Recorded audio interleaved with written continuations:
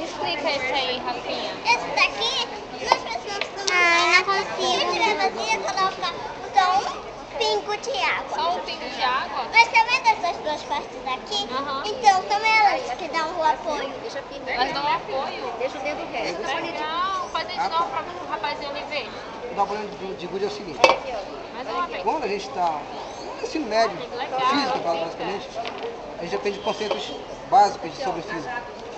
Que diz que a energia... Só um momento. A gente aprende que a energia ela não pode ser criada.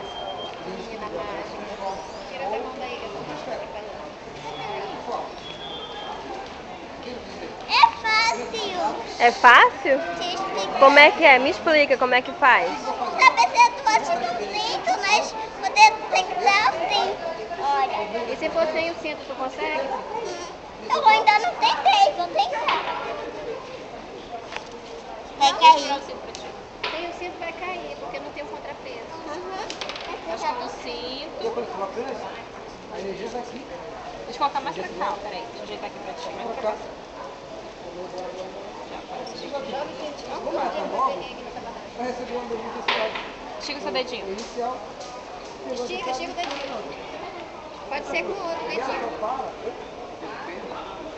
Quer tentar com esse dedinho? Estica assim. Põe o dedo indicador é O melhor. indicador é melhor pra ti, Rafa. Põe isso aqui. Guarda esse, faz com esse aí. Faz com o indicador. Já, agora eu vou colocar aqui. Estica bem o seu dedinho. Retinho, duro. Bota o dedinho duro. Porque ela tem Aí. atrito. Se não tivesse atrito, Mas é com o dedinho que faz. Então vamos colocar o dedinho. O dedinho pesa mais. Esse é com o O dedinho. dedinho, olha. Parabéns. Segura o osso com a ponta do dedinho. Muito bem. Nem caiu. Olha que mágica. para que o dedo caia aqui, ó. Rafael, como você consegue fazer essas manhas? Ei, Rafael, volta. Volta aqui.